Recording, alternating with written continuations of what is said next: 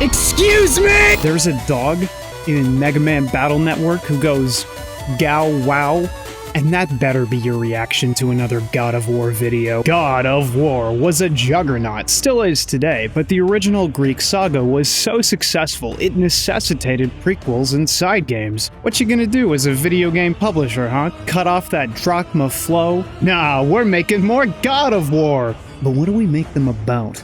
Kratos has a daughter. Throw her in! Kratos has a mom. Throw her in! Maybe probably don't talk all that much about his wife, though, or else we're gonna have to seriously reflect on every Greek saga entry having a minigame where you mash circle to blast rope and random women. Alright, let's warm this trash fire up. God of War! What are we gonna do after 3? Kratos killed everyone. He's gonna take you back to the past to play through his whole life, which sucked ass. God of War Chains of Olympus, Ghost of Sparta, and Ascension function as prequels to the mainline entries, almost like DMC shooting all over the place like one of them bouncy balls. But at least Studio Santa Monica had the sense to maintain continuity between numbered entries. I hesitate to even call them side games or spin-offs. They play like any other title, and they were released between trilogy games, so public reception to their gameplay probably informed the main series going forward. That also means I gotta give them a serious look. No pulling punches for handhelds this time, which means nothing. It's God of War. They're all cast in gold, and bare minimum playable. So don't let me stop you from enjoying your favorite angry egghead adventures. How will they flesh out the series? How will they speak to the originals? How true are they to God of War's identity? You have questions, I have a microphone. You'll have to pry it from my cold dead hands. How to describe Chains of Olympus? Game's kinda like a breeze, like... and then it's gone!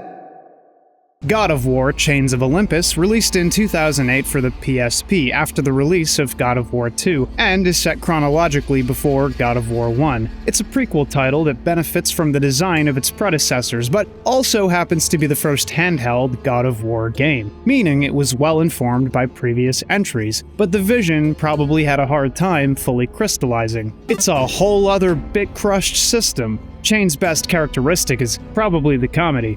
But that's probably not the greatest thing to think about a God of War game. We begin with Kratos' call to action by the gods to handle a Persian invasion in Attica, a Greek city. This is a tutorial segment, but it's a great time to mention my footage. Unfortunately, KBash is a little stupid and didn't realize that every early game, including the handheld ones, got a collected release on the PS3, and the PC version I used is a little smelly. But to be fair, it doesn't make much of a difference, and perfectionism is sus, so let's smack buttons. No, seriously, the only real difference between what's functionally happening here and the first is a smaller budget allotment, technical limitations, and discounted set pieces. God of War tends to work best, like as a franchise, when players are zooming between the set pieces, the next big thing, slamming buttons, and generally forgetting that, while God of War is fun and playable, it does not even approach the complexity or intensity of Ninja Gaiden or Bayonetta. It's more cinematic than self-absorbed by gameplay, and that's the only real issue. You can walk through pretty places, you can do a jump, or a climb, you can roll, guard, and parry. You can combo people to death, and even use multiple weapons like the second game.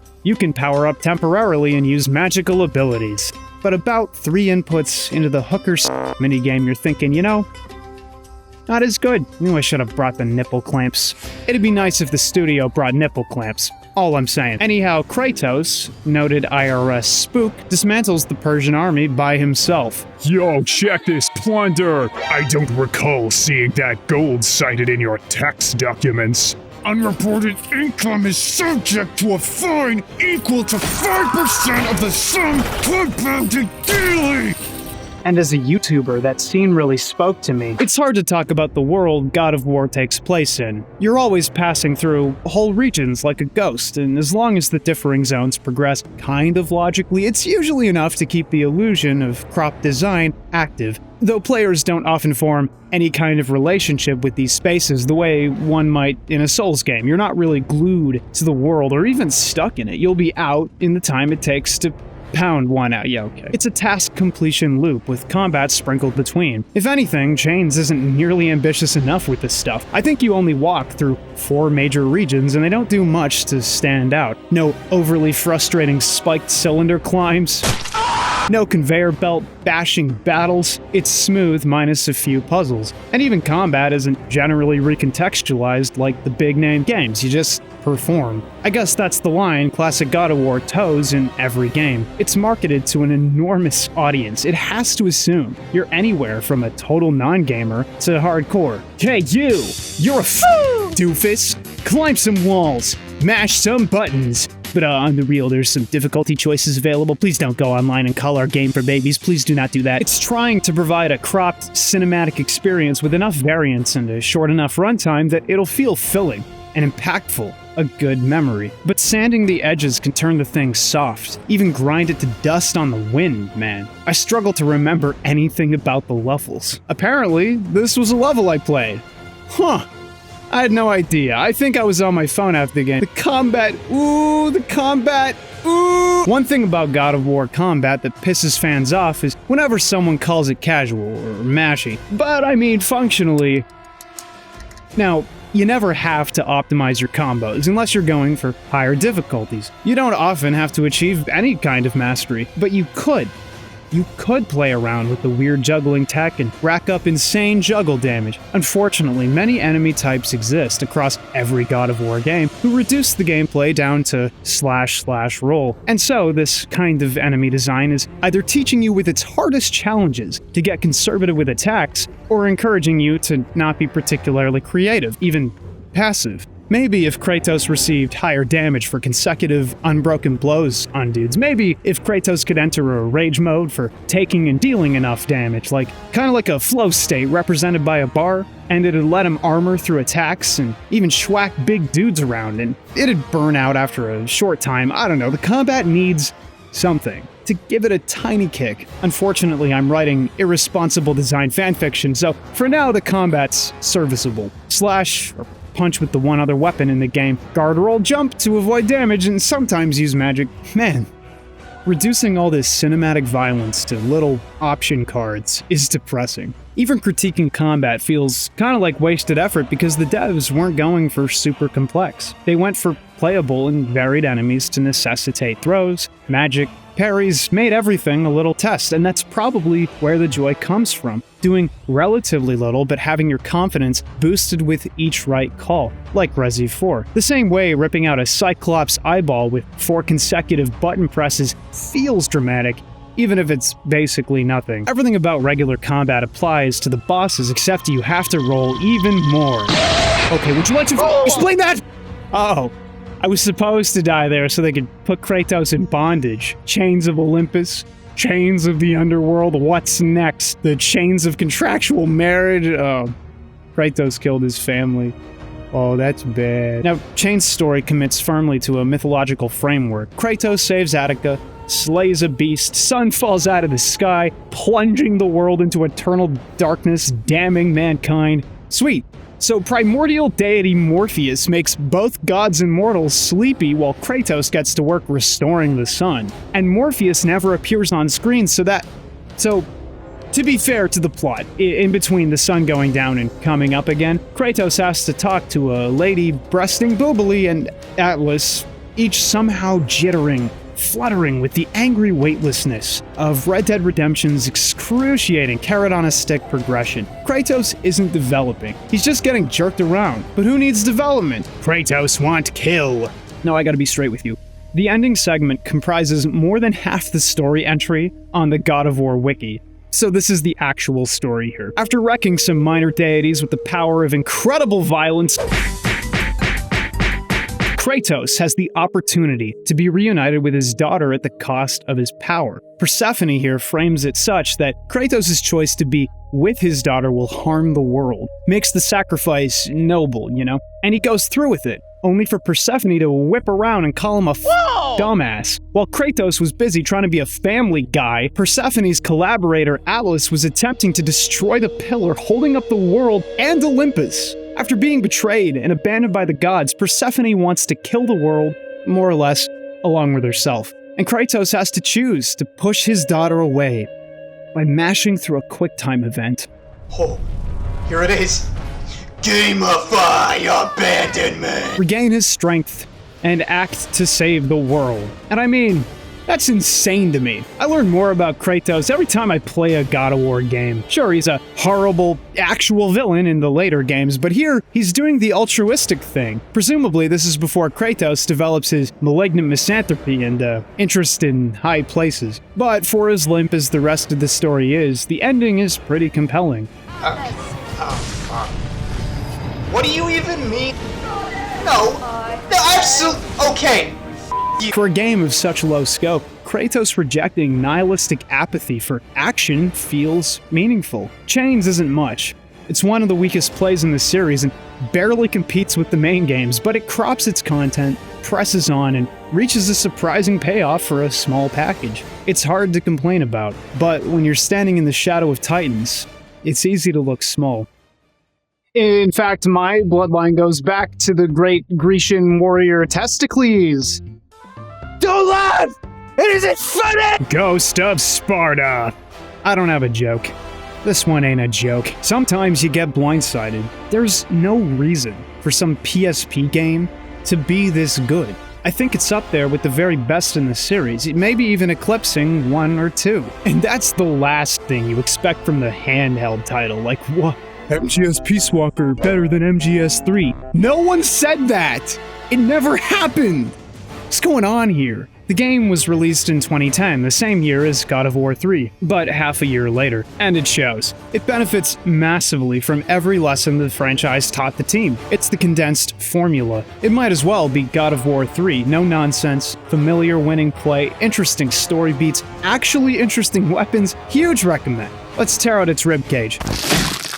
Ghost of Sparta aims to flesh out Kratos better by targeting his background for expansion beyond having a wife and daughter. We get a glimpse into Sparta, Kratos' upbringing, and heretofore ignored, his brother Deimos. Taking place before the events of God of War 2, this entry starts with Kratos, the godslayer usurper to Ares' throne, receiving a vision of his mother and setting out to find her. We're led through a quick tutorial stage directly riffing on the original game's ship segment, and man, am I seeing things? This is PSP. How does it look that good? What?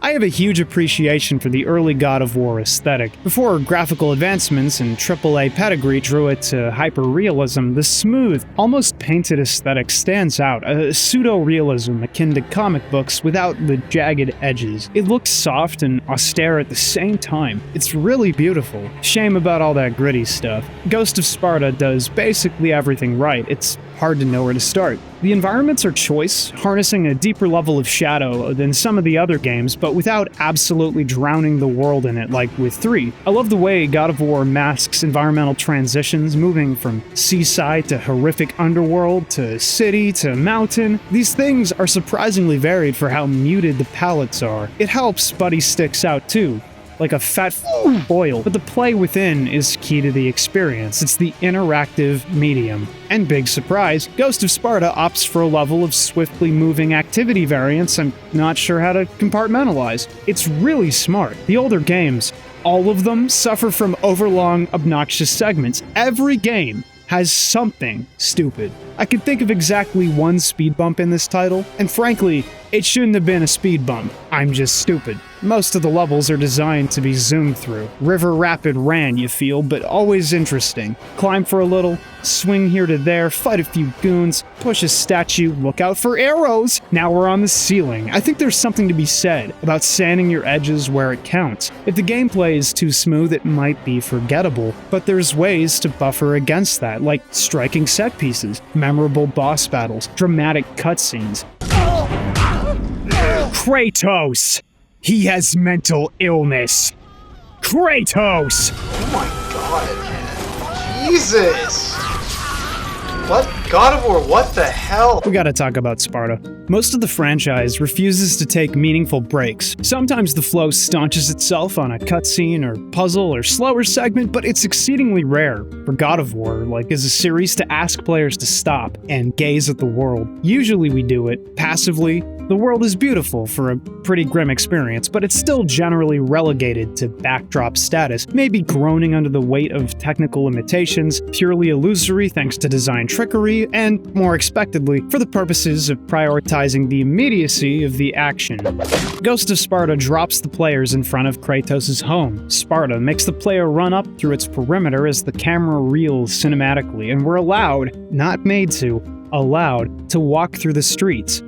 Yes, the dramatic weight of the moment is hilariously undercut in seconds by another Mamma mia! minigame, made even more ridiculous by a whole-ass harem literally jumping into bed because apparently Buddy's loaded with 6 shots or more. Apparently he's the real Testicles, and while that's annoying and stupid, like, oh, nobody should be expected to find this slow homecoming meaningful or remarkable, smash square to come! At least the rest of the walk remains relatively unmolested, because it is a risky scene for a low-res action game on a handheld, but God of War resonated with a lot of people, and I think if you play even one, this moment is so cool, taking a breath, feeling the breeze, transposing yourself into the world for even a second, which is so hard to do in a franchise about an extremely unrelatable person blasting through zones like it's Forza, and pummeling gods in first person. Catch a KBash kneeling. This whips.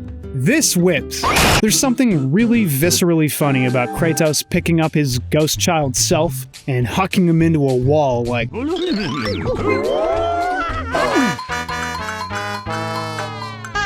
Combat's more or less the same. Sure, we could pull it apart a little, but really, you're hitting buttons and there's not a ton going on. Parry's intact, guarding, rolling, all the usual defensive options, but what stuck out this time was the offensive smorgasbord. Look, the Blades of Chaos are iconic. I love them. Let me swap to something cool. Holy shit. The one God of War game with traditional Spartan warrior arms. I could cry. I could smash square to come! God of War has platforming variants, at least in terms of physical demands, but when it comes to player choice and playstyle, there ain't much going on. Sure, 2 has weapons, none of them are incredible standouts or particularly cool. 1 has that sweet sword, I guess. 3 has weapons that all do different things, but they're all basically chain blades, like sickle chain blade and blunt chain blade. Here, we got a spear, and you can hold to power up your chain blades with magic. It's not unlike Lords of Shadow, actually, and I respect that kind of strategic, kinetic play. You get options on top of a quality experience. It's so obvious, but really makes the play for me. Like slopping a heaping helping of maple syrup or whipped cream and berries on your waffles. Hits! I don't usually talk much about magic in these games, either because it tends towards basic meter dumping for an instant get-off-me move, or boring range stuff. Nothing super interesting or fundamental to play. Here, they've notched things up a bit. Not only do players have access to the striking and impactful lightning ability, it critically only focuses on a single target at a time, making its use very intentional, no longer a big sloppy circle hitbox. You need to aim the beam. Kratos looks like he's wrestling for control of the thing too. It's so good. The Horn of Boreas is great, though I used it the least, damaging shields and armor, freezing enemies in an AoE, but leaving room for the player to do the rest. Similar to the last ability, the Scourge of Erinyes, which will let you spam little balls that stun and damage enemies in a small AoE with homing properties. Perfect for extending combos, throwing out some invincibility frames to keep your combo going. It's awesome, and again, nothing so brainless as the massive lightning or ground pounds of older games. Combat isn't even terribly difficult this time. It never really is. But again, every game has memorably obnoxious segments, and the one time I actually got spooked was getting frozen and instantly smashed like with the Medusas of yore. And I think that's the point. Many games with annoying battles probably led to a general toning down, and I can see some people having an issue with the system's relative simplicity. But it's just dumb fun. It's not here to waste your time or piss you off, and for this particular series, I don't see a better way to do it. Oh no, I mean, I hate when combat is smooth and easy. I want it hair-ripping and miserable. I want my play experience to be mimetic of Kratos' shrieking angry experience. Yeah, sometimes narrative cohesion or ludonarrative harmonies can jar with the play. God of War cares too much about its gameplay roller coaster to take advantage of Say, the things God of War Ascension prioritizes, but we'll talk about it later. How about boss battles? One of the weaker aspects of the God of War series, at least if you ask me, is boss fights. Sure, they're fundamental in the medium, but God of War was never sharp and demanding the way other action masterclasses were, which made boss battles lumpy, doughy, annoying. They're coolest when they involve important figures from Greek myth, when they're cinematic. So the ethos informing whichever boss, Zeus, Ares, Hercules, the inherent drama of being thrust into combat with a legend, elevates the fight, puts it in context. The weight of the myth transposed into pixels and brutalized by the player. That's cool. Many of these fights lack any kind of palpable ethos or pathos outside of Kratos wants revenge and annoying person got in my way. And sometimes it's not enough. Ghost of Sparta smartly adds 2 battles with Kratos' own family members. After finding his mother, he's forced into conflict when she's overtaken by some corrupting power. And she don't play around. That will wall bounce you like it's Marvel. And the whole time you're thinking, please, don't make me kill his mom. So that was rough. But memorable, quality pathos, I'm feeling something. Kinda, though I did pound a bag of Skittles earlier. Deimos, Kratos' brother, factors in pretty lightly in some, but remains memorable after the play. You learn about him over the course of the game, hearing his name, beating his scrawny ass in flashback battles. Yeah, okay, Kratos, let the kid weave a basket, each according to his ability. Dick. So naturally, when you find him in the place he's being chained up, he doesn't take seeing Kratos well. This also prompts a boss fight not dissimilar to the transformed mother fight. You brawl it out, take some hits, slap some dicks, it's great. Ghost of Sparta is no DMC3. We're not given a rival to compete with throughout the game, and Deimos really only factors into the final hour, but hey, this ain't DMC3, and this ain't that story. We went on a little odyssey to find the guy, and it panned out bad. Chalk it up to getting what you want, but you feel, and the Blowjob brothers get their little team-up moments anyhow. That's what we came to see. The ending section is brilliant. Working together with Deimos to trounce Thanatos is surprisingly fun. Adding a Command Deimos prompt to chuck spears and get you out of danger. Who needs another / roll boss when I can put this in the dirt like WWE?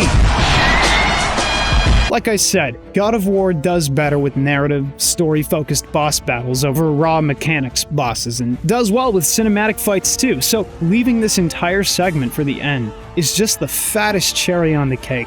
Ghost of Sparta leaps over its own potential hurdles like nothing. Handheld?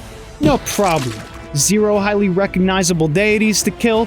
No problem. Tell a compelling story in a prequel and somehow feel true and relevant to the series writ large? No problem! It's top class. I am genuinely excited about a God of War game. I need you to understand. If you play one, make it this.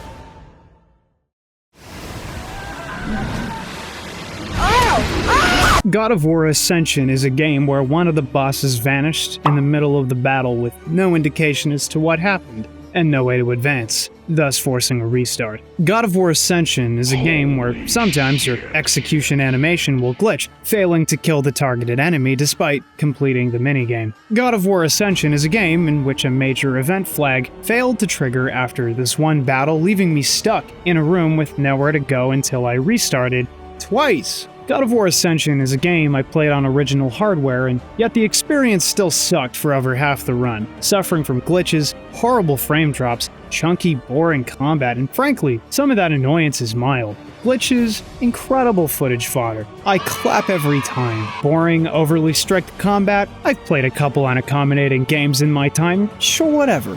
Frame dips? Who cares? There's a whole faction of people pushing a pro-frame drop agenda as funny, kinda like glitches, and that's cool. I love when things are unfortunately optimized, especially demanding action games and competitive fighters. I've also seen Ascension's highs, so don't let me bend it in your mind too quick. It definitely does interesting things compared to other entries, prioritizing different facets of design. So let's have an autopsy. Let's slip a little scalpel under that skin.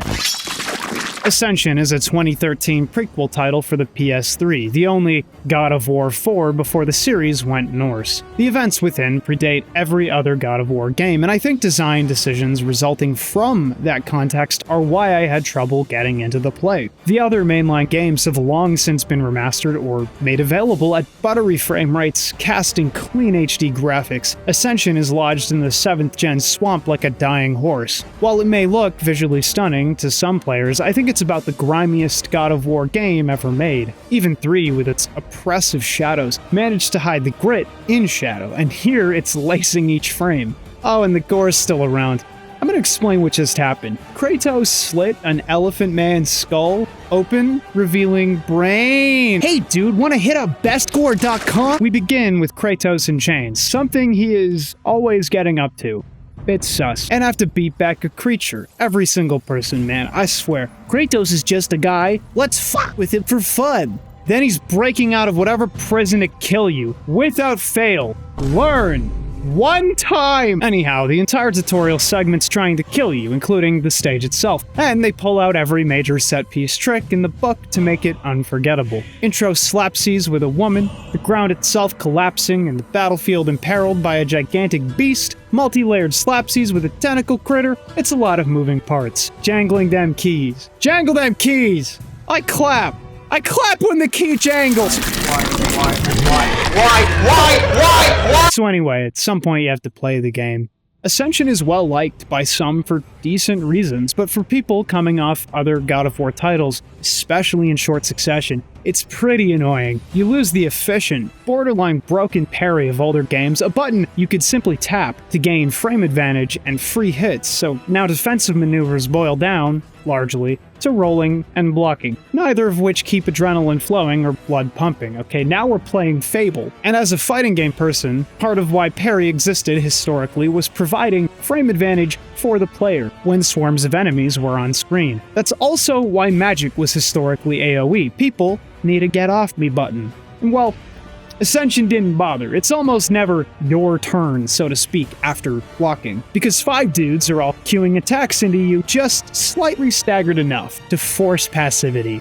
Really hate that. But hey, let's not drown in technical stuff. What else is rhymey? Because it's the ultimate prequel, Kratos has no major deities to kill and no insane weapons to collect. I mean, sure, they could have handed him cool alternative weapons and powerful magic, but they didn't, probably to maintain the continuity of Kratos' rise to power told throughout the series. Instead, the system's been clunked up and optioned down, so you can slap some colors on your Blades of Chaos, pull out a paintbrush like it's Neopets, so elemental enhancements, and you'll focus on a couple over the course of a playthrough. But we'll do a full mechanical breakdown later. I just need you to know, as far as carrots on sticks go, there ain't that much. You can see why it's frustrating, right? Getting to God of War 4 and being disempowered and potentially not hooked by the premise or the villains. It's hard to sell people rising stakes and increasingly insane combat options, then hand them the low-key version of the setting right after. That's all. But there's potential in that, presenting a compelling version of the typical God of War game where any battle is challenging, where every step feels earned and not simply blasted through.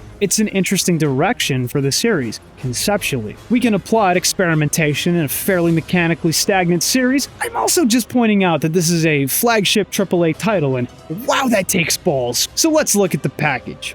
Context. Events take place within a 4-week timeline, flitting from the present, the 4th week, to the past, the preceding 3 weeks, level over level. We land in a variety of bright locales, Kira, Delphi, Delos, places you can go in the real world. You can go and buy a gyro, or a kebab, for as much crap as I give it, looking like video game stucco. Some of the environments are genuinely beautiful. The running water of the quasi-foresty desert zone and the bloom-tinted Delos stick out very strongly compared to the many darker places. But that's just a little pathos via environment, okay? That's narrative control. You're subject to the usual, light platforming and puzzles. I think a lot of the puzzles kind of fell flat for me because they get into increasingly abstract territory with time-bending stuff and take a little more than, say, repositioning a crane so I can immediately advance. But I get the need for variance in a system with combat this tight. It's just, you don't want people hitting up YouTube mid-play during your smooth action experience, but Ascension doesn't really care about that. I keep referring to the combat. Here's the gist.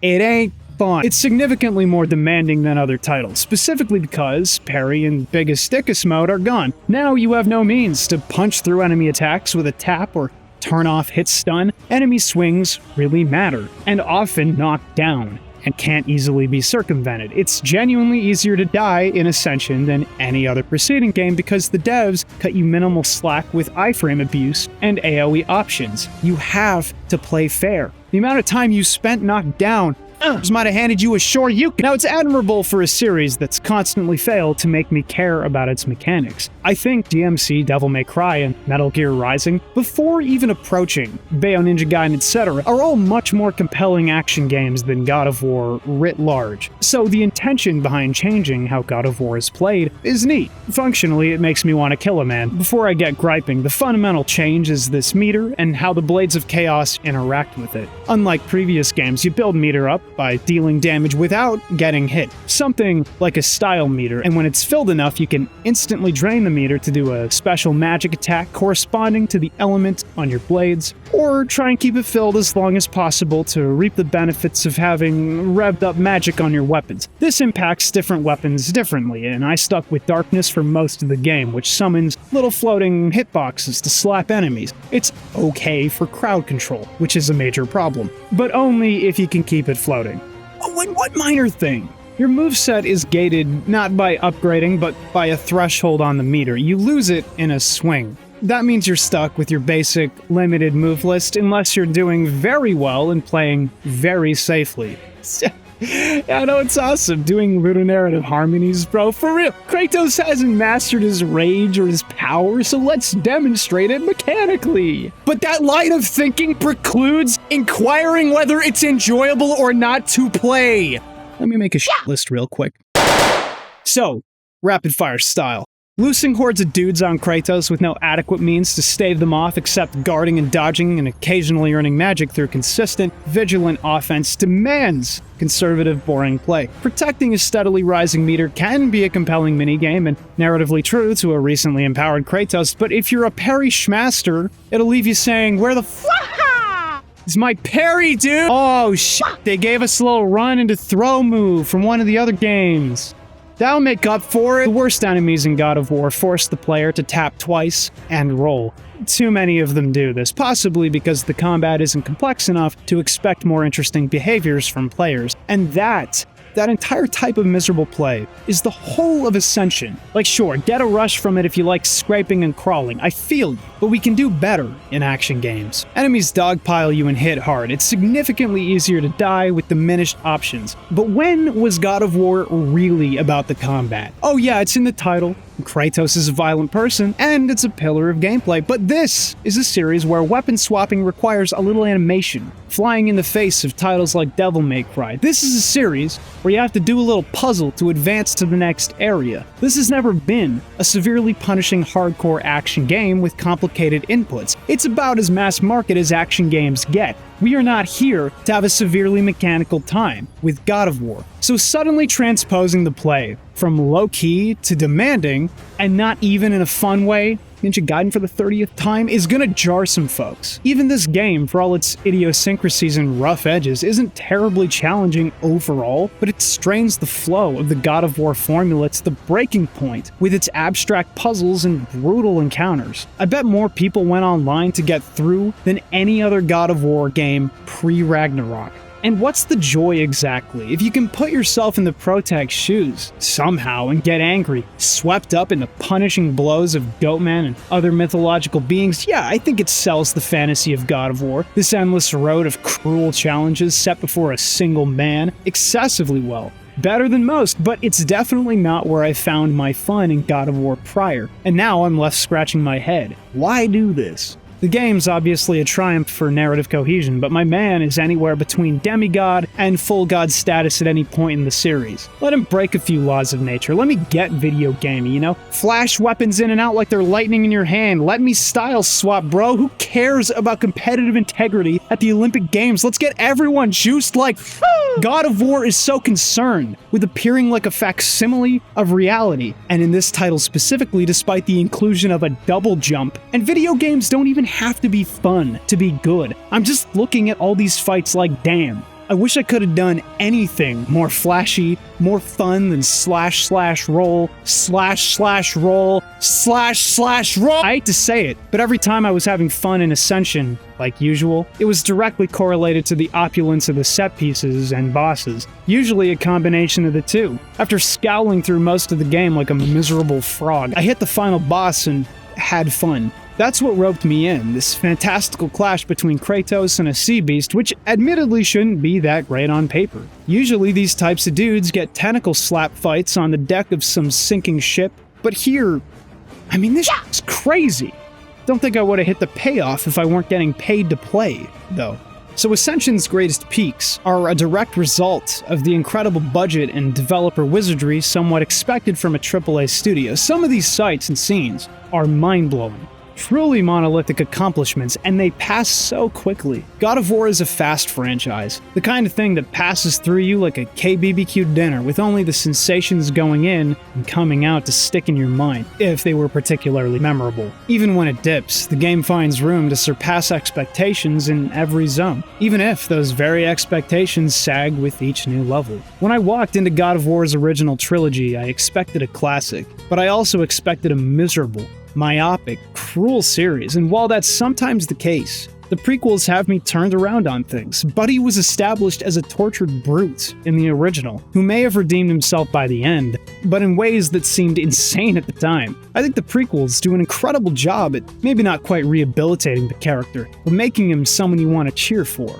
More than if you just played the trilogy. And this isn't a series with plenty of wiggle room. Yes, it's grounded in Greek myth, but it's also centered squarely on the shoulders of one single person. So we watch the devs expand his family, dig into his roots a little, and I like that a lot creatively. Not going insane or swapping pro tags around, and instead keeping the scope focused on everyone's favorite primate. I can appreciate the restraint in that, the commitment to telling your story. But God of War moved on. With a catastrophic mainline trilogy, at least regarding Greece in general, and a few significant prequels, it was slim pickings for the old identity. David Jaffe, the original lead for the first game, once penned an ending for God of War that focused on absolute destruction, the gods of the Greek, Norse, and Egyptian pantheon, because I guess he was really into age of mythology, clashing in one apocalyptic battle. But God of War did not walk that road. Instead, it left and turned inward. Hey, it's KBash. Huge thanks goes out to my $4 patrons. Check them out. Beautiful. And double special thanks goes to my extra generous patrons who are... Adam Welch, Alpha 42, Arshwasser, Azura, Axin8, Audra, Bear Skeleton, Basement Dweller, Bosch 7, Bearkeeper, Easy Soul, Ben M, Beguile, Bing Bing Doodoo Oingo Boingo Time, Blake Against the Machine, Wargle Hargle, Bohop, Boom Dead, BH Operator, Brandon S, Brendan Hesse, Brios, Brianna Wu, British Gooch, Cal, Cakesar, Can I Cuss on Captain here? Blasted, Captain Wade, C-Dub, Caesar T, Chiefy Boy, Hero, Cordit, Chris Bromo, CLB 5000, Cody Golden, Comfy Moogle, Couch Moba, Crashgers, Crater, Chrono 19D, CW Glassworks, Cynical, Daddy Dago, Dondium, Danny Lavelle, Denny Pangos, Dakota Storm Jones, Decky Stag, David Castillo, Dara, Decode, Deadwood, Dennis Amaya, The Strega, Diablo, Dingusback, Doug Prince, Dr. Cullen PhD, The Protagonist, Dylan Coffee, 8-Bit Thunk, Elias, Elpio, Elsa, Emperor Pickle, Eric Monticello, Aesthetico, Everstone Isle, Gnar, Fail Knight, Fupa Saiyan, Frankenstein, Frisky Nippler, Glitchseeker, Nine Cat, Goose 6112, Gray, the Darkest Black, Corey, Gucci Plant, Asi Ibrahim Tanirgan, Hatsune Miku's Crackhouse, Beeman, Game & Station, Hermit J, Hexmax, Honeymutt, Horn Tiger, How do you know? Huey, I'm supporting KBash just because I wanted to make this part of the video longer. Ingenious Clown, I punched a sandwich, Irrational, Irradiated Cherries, Dice Kyle, It's not bad, It's Time to Sue, It's not good, Ivy Ruth Langley, Jacob, James, Jason Lasky, Jaden, Jade JK Hedgehog, John Bo the Joker, Joke Frog, Jordan Joyner, Jules DLC, Julian My Julian, Kaizetta Slow, KBash's Best K, Keegan Too Cool, Kata Snap, King Kuma, Keej, Kenite Pike, Clock, K Noe, Cone 2020, Rated, Crazy Dark Chocolate, Kumi, Heist, Kyle, KZ Excellent, Lady Dentalion, Lady Weeb, Latrix, Laundry Mom, Lego Sid, Lethal Nibbles, Little Big Trouble, Loathsome Dung Eater, Juan, Low Fat Mogert, Lucas Boy, Lucky McSmucky, Mac James, Lupin the Turd, Magic Meows, Magical Madman, Mama Rollin, Matapool, Mara Ganger, Hercules, Mugio, Maximilian Wolfgang Niver, Maple Puppet, Metal Gear Gaseous, Michelle Citrano, Mike DeVere, Milky Moo Official, Mikusagi, Moa, Bobby Dobby, Big Titty Gok, GF Cooley, Monochrome Only, Morgana Black, Modi, Mr. Dodongo, Mr. Whiskey 282, Mr. Yeety Dabface McYoinkbomb, Naira New, Nito Torpedo, Nico Puzzle Rat, Nifty Rex, Nori and Daridius, Not Nobel, Nuggy, Old Burgle, Old Man Cranberry, Omega Fighter, Omni Nerd Zero, Only LK, Gaplant, Pandemic Cowboy, Pinata, PBK, PK Gaming, Pontus Reddin, Popular Hitman, Potato Gaming HD, Prismatic Dan, Fractal and Pals, Project Darklight, Punch Fighter Champion, Quasar McDougal, Quillworth, Quinn, Radpunk, Reasonable Willow, Reggie Rodriguez, Renteca Bond, Ricochet Framed Frame, Relay, Roy Londo, RP Gamer, Ryan Maury Brooks, Siren Smells Good, Salsa, Salty Smasher, Scribe Slendy, Seisei, Sakai no Award, Saphirium, Sexy Bionicle GF, Shod, Shinigami, Shintendo, Shut Up Wesley, Silver Bear 909, Singe, Sir Doodles a lot, Soon. God! Sleepy Wabbit, Slick Tactics, Snort, Sock'em Boppers, Suckdolager, Space Lizard, Spooky Grimalkin, Squidged, Squishword, Standard Issue Dingus, Star Night Sky, Storm Strider and the House of Storm, Streetums, Sublime Cataclysm, Super Sandwich Guy, Harvold's Quest, George Chubbington, Terrence Swift, The Big Bubby, the Clown Prince of Cringe, The Digital Dutchman, The Good Lord has blessed me, hallelujah! the Green Loki, The legendary Zoltan, The Peacemaker Pyro, the Salt Knight, The Real McCoy, Big Dick Mystic, Thresh, Thrips Heart Tiggles Drop, McGuffin, Tim Lobster, Timid the Writer, Turtle Play, Travis Edwards, Twiddle Chungus, Vid, Vacant Plaza, Valenrist, Venom, Vice Pop, Vic, Waposa, Weeb Trash, Waylon, Where am I? Help! Widgie, Winter Solstice, Wood TV, Renchim, Zanny Tanner, Yashichi, Yate Kundo, Your Mom, Winky Face, Zachary Livesey, Zachary V, Zanasso, Zane the Impure, Zane the Pure, Zed Slayer Gamer, Zero Zalazar, Sylvan Z Ray, Nova, Cyberbunk. If you'd like to help support the show, unlock new long-form projects, and help me keep improving, check out my Patreon. We got lots more videos in store. Stay tuned for more. KBash out.